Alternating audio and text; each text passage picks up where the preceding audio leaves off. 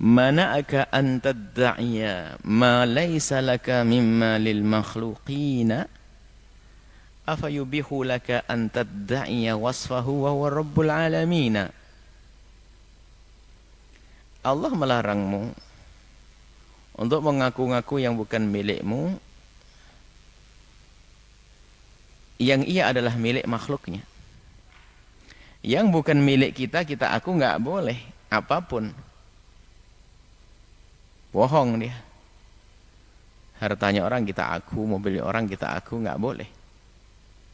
Mengaku-ngaku yang bukan miliknya.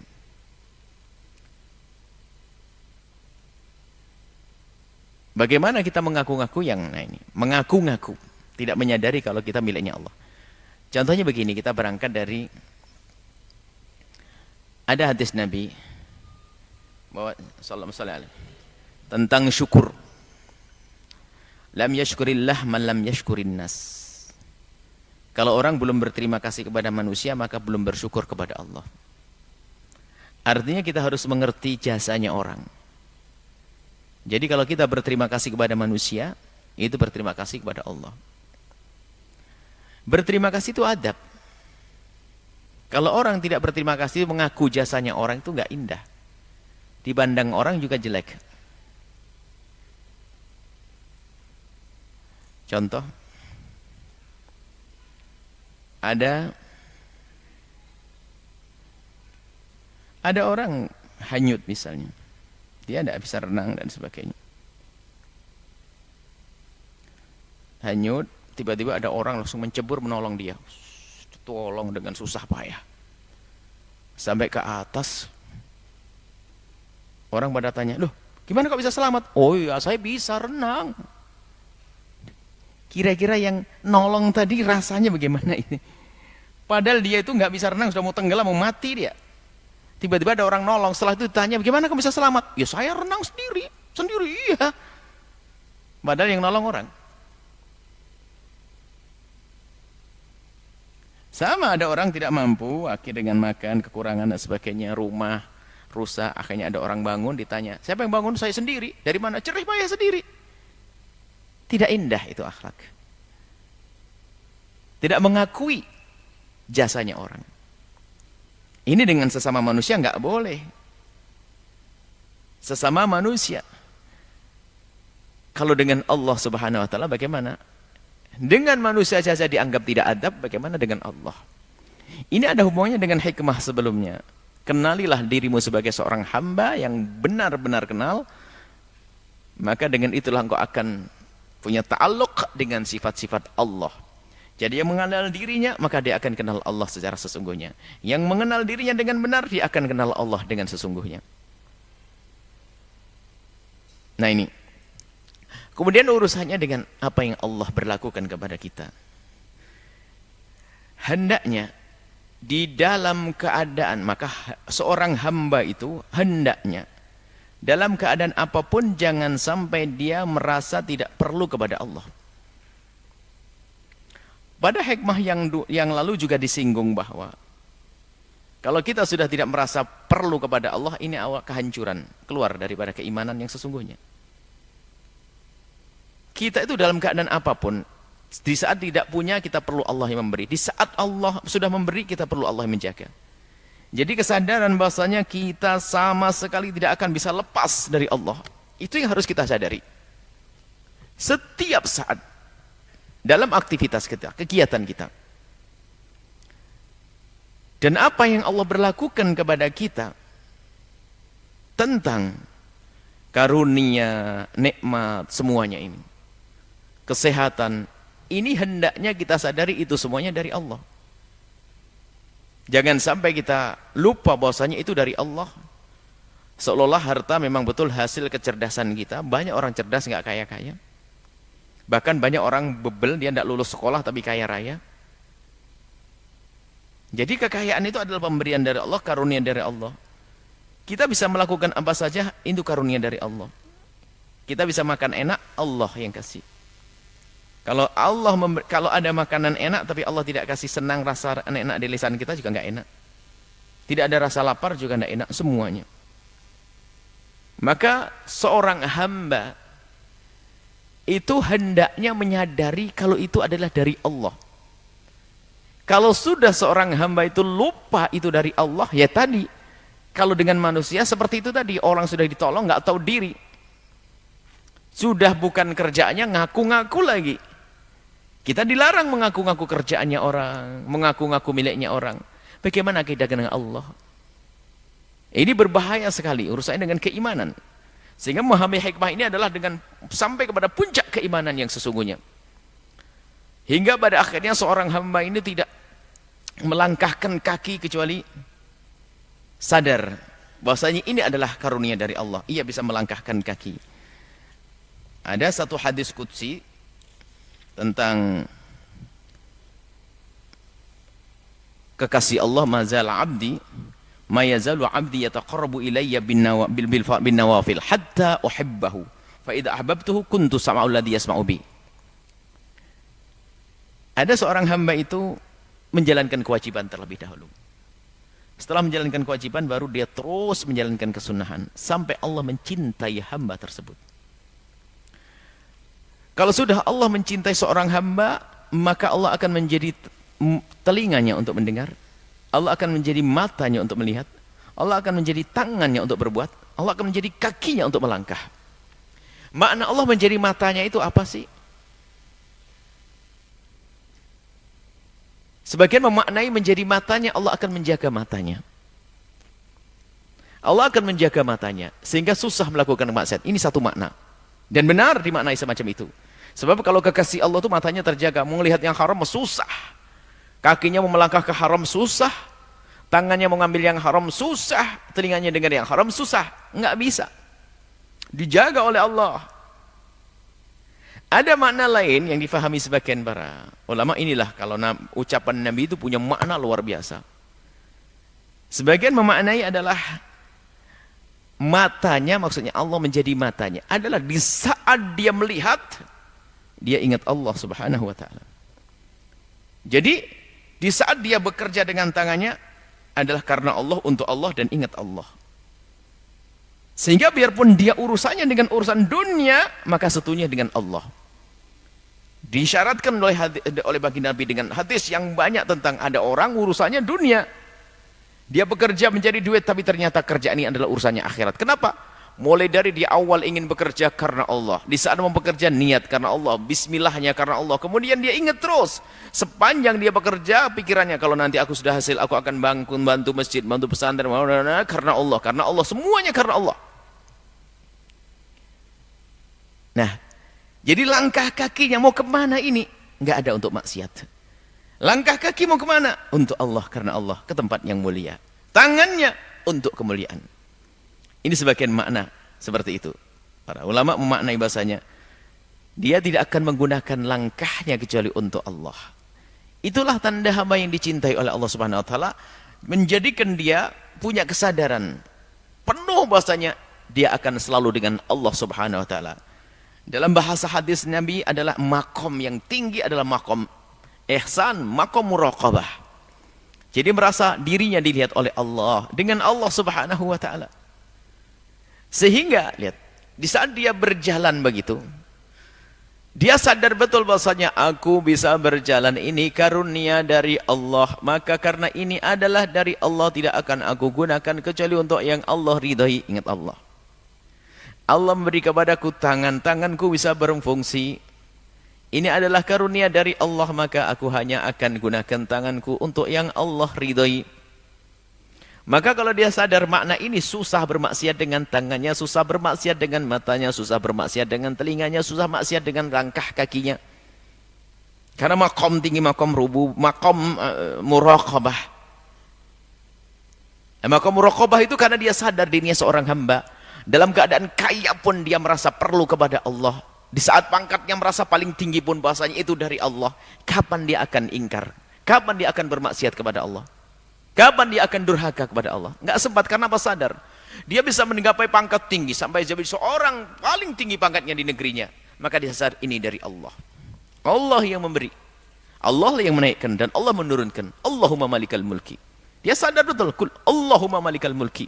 Tu'til mulka man tasya wa tanzi'ul mulka mimman tasya. Allah yang memiliki segala kerajaan, menaikkan, menurunkan. Maka di saat dinaikkan, dia sadar ini dari Allah. Allah pun bisa menurunkan aku esok hari. Kalau tidak turun, bisa mati saat itu, langsung diturunkan.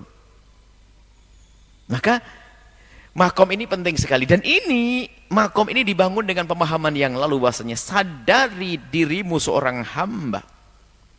Kesadaranmu akan kehambaanmu itulah yang menghantarkan kesadaran dan pahammu tentang keagungan Allah. Semakin menyadari dirinya seorang hamba, semakin besar pengagungannya kepada Allah. Nah, semakin dia menyadari dirinya seorang hamba, maka ini hikmah, ini lanjutan. Maka dia tidak akan bisa menisbatkan segala kelebihan yang Allah berikan kepada dirinya. Maka bagi seorang hamba seperti itu, dia hanya bisa bersyukur, alhamdulillah, dapat kekayaan dari Allah, nikmat dari Allah, Allah. Apa yang terjadi? Memperbesar syukurnya. Dia terus memperbesar syukurnya kepada Allah Subhanahu wa taala. Nah, kalau sudah hamba itu seperti ini, syukurnya banyak, maka dia akan selalu dalam nikmat Allah. Karena begini kaidahnya, orang bersyukur ini ada dua faedah. Faedah yang pertama, karena dia sadar itu nikmat, maka dia senang.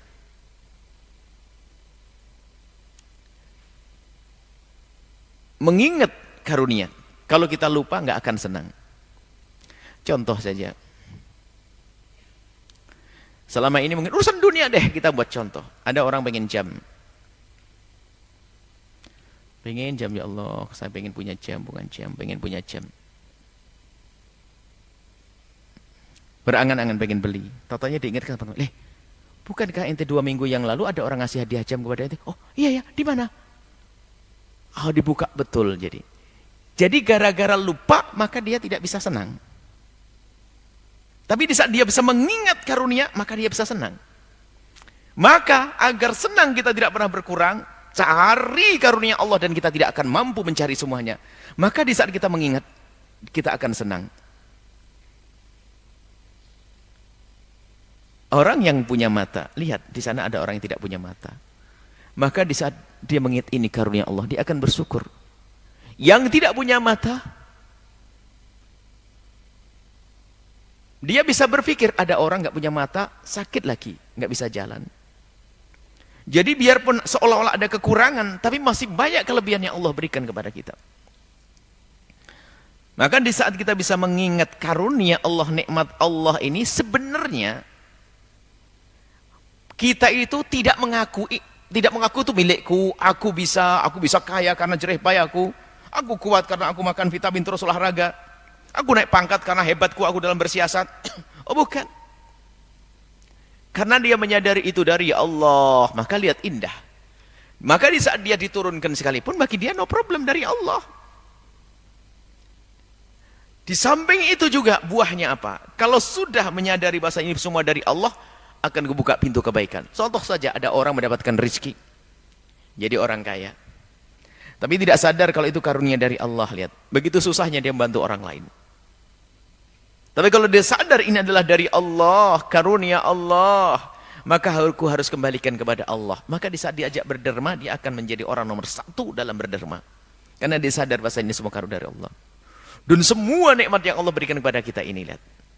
Kuncinya kalau sudah kan, Ibn Athaillah sebutkan bahasanya, kalau kita sudah tidak mengaku-ngaku ini adalah dariku, maka lihat, kita akan sadari dari Allah. Dan kesadaran kalau ini adalah dari Allah, akan menjadikan kita bersyukur, menggunakan ini untuk Allah. Ini makna. Apapun yang Allah berikan kepada kita. Sehingga mari kita selalu dan selalu menyadari kelemahan kita, ketidakmampuan kita di hadapan Allah yang Maha Kuasa, kekurangan kita. Maka di saat kita merasa semacam ini, semakin besar pengakuan kita pada Allah. Dan di saat tiba-tiba kita diberi oleh Allah sesuatu kekuatan atau kelebihan atau karunia, maka kita tidak akan terlena, tidak akan menjadi orang ujub, dan tidak akan menjadi orang sombong. Dia akan berkata, ini dari Allah. Semua, apakah ini urusan materi, urusan ibadah, urusan fisik dan sebagainya, dia hanya mengatakan ini dari Allah Subhanahu wa taala. Maka dikatakan oleh Ibn Athaillah dari tadi, mengaku-ngaku miliknya orang saja nggak boleh. Bagaimana mengaku-ngaku miliknya Allah? Oh, karunia ini dari Allah kok sombong. Dari mana kau dapat ini? Oh, dari diriku sendiri. Karena aku bersusah jerih payah. Oh, dari Allah? Enggak. Ya kurang ajar. Nah, yang pertama tadi lihat. Kalau seorang bisa menyadari nikmat, terus menyadari nikmat, maka akan muncul syukur. Syukur akan berasa dalam nikmat terus dia. Kebahagiaan akan dia dapat.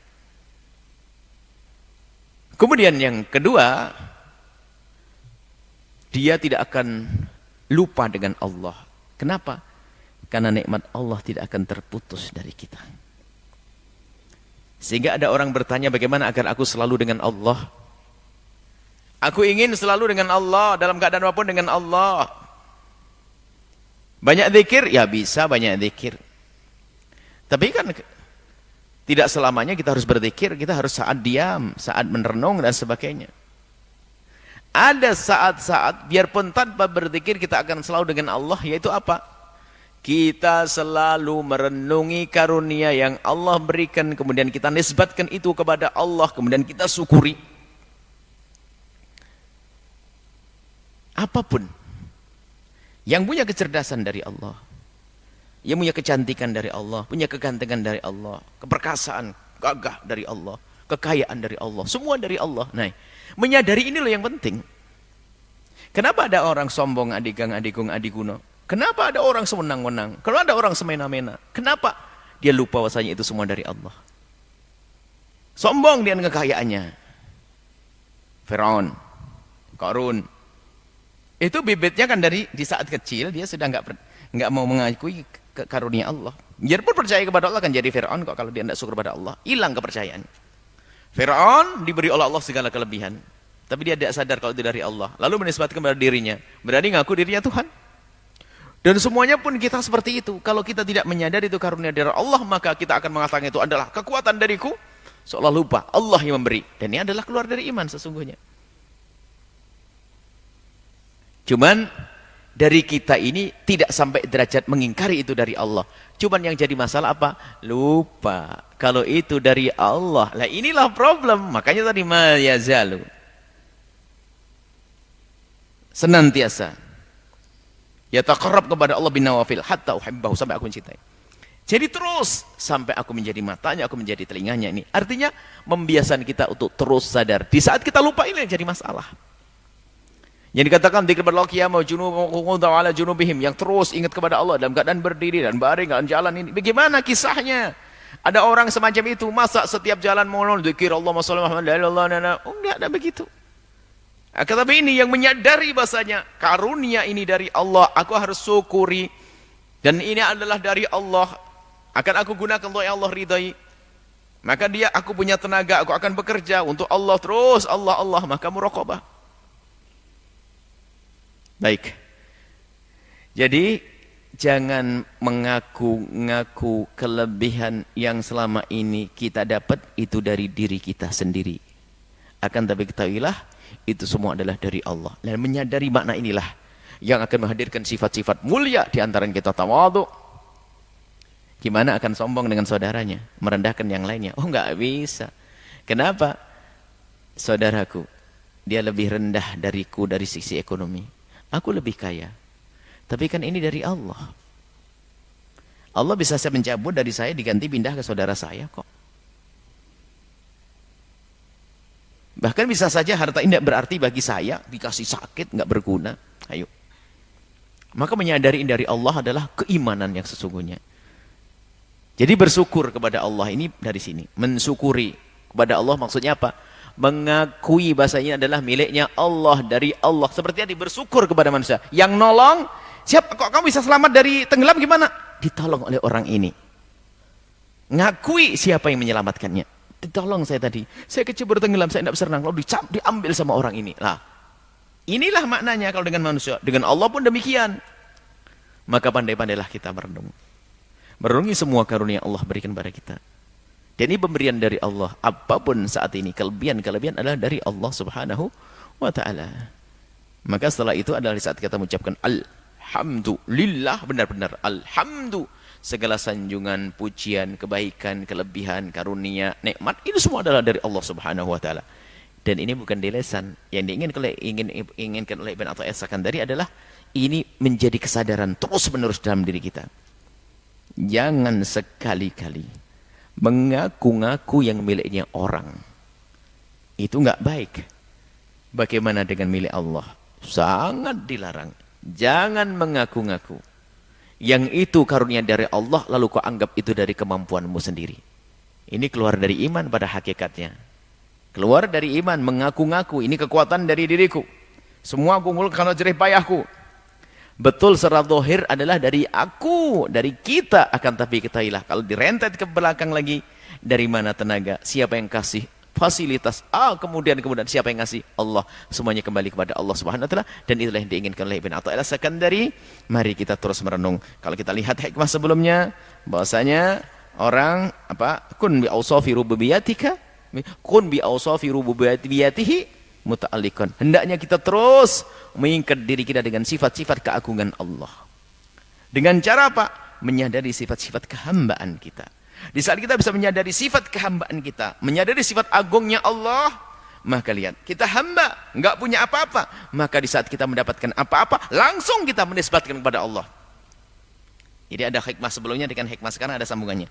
Selagi kita menyadari diri kita adalah seorang hamba yang dengan segala kemampuan, lahir kita tanpa apapun, lihat. Dilahirkan oleh ibunda kita tanpa sehelai benang di atas di baju kita.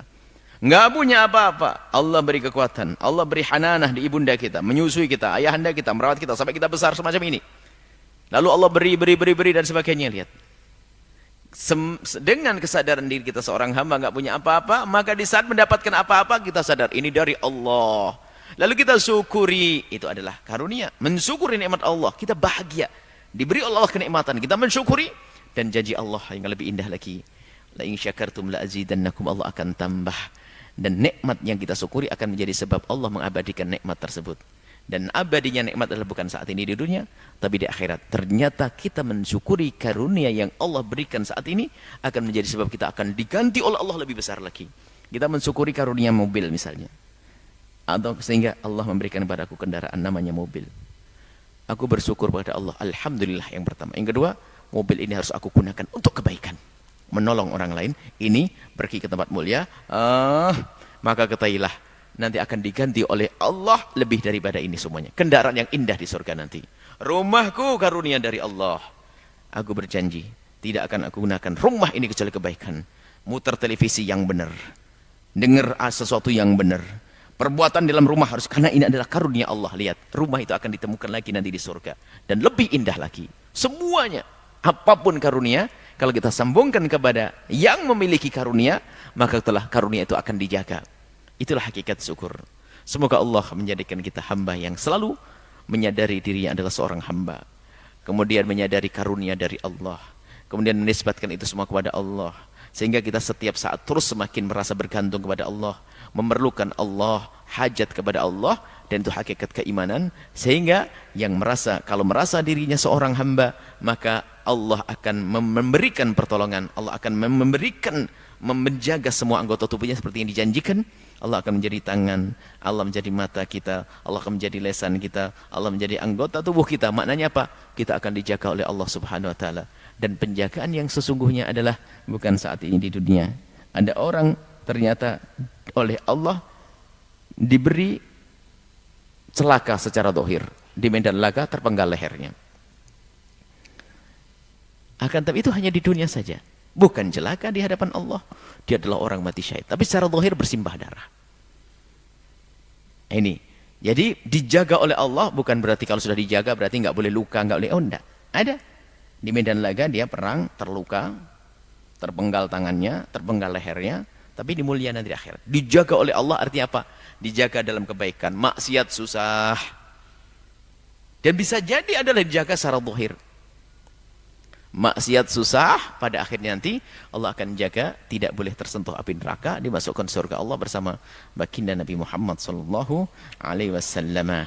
Jadi jangan mengaku-ngaku karunia dari Allah adalah dari kemampuanmu. Akan tapi kembalikan itu semua kepada Allah, dan itu hakikat iman yang sesungguhnya.